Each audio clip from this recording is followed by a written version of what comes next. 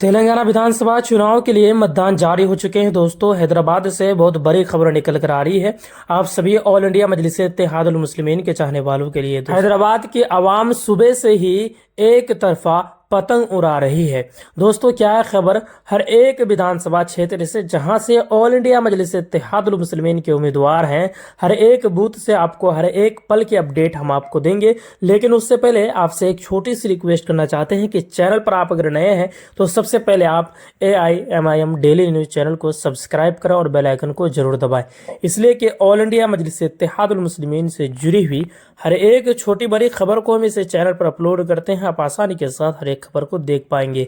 खास तौर से दोस्तों, तेलंगाना विधानसभा चुनाव से जुड़ी हुई, खास तौर से हैदराबाद जिले से जहां से AIMIM पार्टी के उम्मीदवार हैं इस बार तेलंगाना विधानसभा चुनाव में। तो दोस्तों, जो खबर निकल कर आ रही है, सुबह से ही हैदराबाद की आवाम बैरिस्टर सदुद्दीन अवैसी साहब की जो पतंग की जो डोर है उसको खूब उड़ा रहे हैं, इसलिए कि ऑल इंडिया मजलिस इत्तेहादुल मुस्लिमीन 9 सीटों पर चुनाव लड़ रही है हैदराबाद में। और सबसे पहले बात करेंगे चंद्रयान गुट्टा के बारे में, जहां से AIMIM पार्टी के उम्मीदवार हैं जनाब अकबरुद्दीन अवैसी साहब।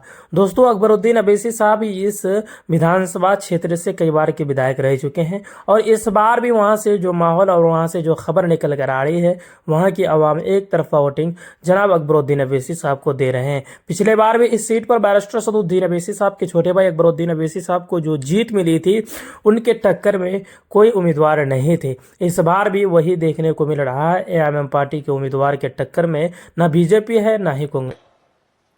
लेकिन सरकार किसकी बनेगी, किसकी गिरेगी, अखबार वाले, मीडिया वाले खबर पहुंचाते हैं, लेकिन इस वक्त कांग्रेस और बीजेपी के दिल में कांटे की तरह जो चुभने वाली पार्टी है उसका नाम मजलिस इत्तेहादुल मुस्लिमीन है। लेकिन उससे बढ़कर पूरे मुल्क के मजलूमों और अकलियत के लोगों की जो दुआएं हैं वो मजलिस इत्तेहादुल मुस्लिमीन के साथ शामिल हाल है। मैं उम्मीद ही नहीं, पुख्ता एतमाद करता हूं कि कल तक जहां 7 सितारे हमारे चमक रहे थे, अब की बार नवरत्न बनकर हैदर शहराबाद को एक नई तवानाई बख्शने का काम करेंगे। मेरे भाई और बुजुर्गों, हमें इस वक्त आपसे बात करते हुए मुल्क के माजी की तारीख सामने में झलकती है। यही वो वतन अजीज है जिस मुल्क में इंसानों को के साथ इंसानों ने वो सलूक किया जो एक मुहज्जब समाज में जानवरों से नहीं होता है। आपको याद होगा कि इस मुल्क में दलितों को और कमजोर तबकात को बड़े लोग, बड़ी जाति के लोग अपनी आंखों से देखना नहीं चाहते, इसलिए उन पर फरमान जारी था कि जब तू घरों से निकलेगा तो गले में घंटा बांध लेगा ताकि तेरे घंटे की आवाज सुनकर मैं अपनी नजरें फेर लूं। माफ कीजिए, मुझे कह लेने दीजिए, ये वो जालिम लोग थे जो सूअर और कुत्ते को तो देख सकते थे लेकिन दलितों को देखने के लिए तैयार नहीं थे। मुझे फख्र है कि मेरे आबा अजदाद और मेरे बुजुर्गों ने इस मुल्क में सिर्फ एक खुदा का पैगाम नहीं पहुंचाया, बल्कि सारे इंसान एक ही माँ बाप की औलाद है, तकरीम इंसानियत का पैगाम भी हमने पहुंचाया।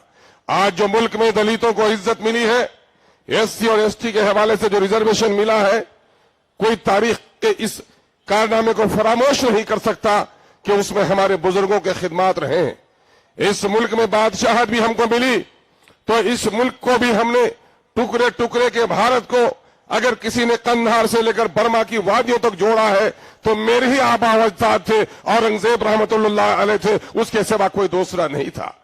जब यह मुल्क गुलाम हुआ मीर जाफर जैसे लोगों की तरह जो आज यहां हैदराबाद की गलियों में फिर रहे हैं, तो फिर अंग्रेजों के खिलाफ जंजीरों को तोड़ने के लिए भी सबसे ज्यादा कुर्बानी किसी ने दी, तो वो भी हमारे आबा अजदाद नहीं बल्कि हमारे सफों के सबसे मुबारक तरीन लोग, जिसे हम उलमा कहते हैं, सूफी कहते हैं।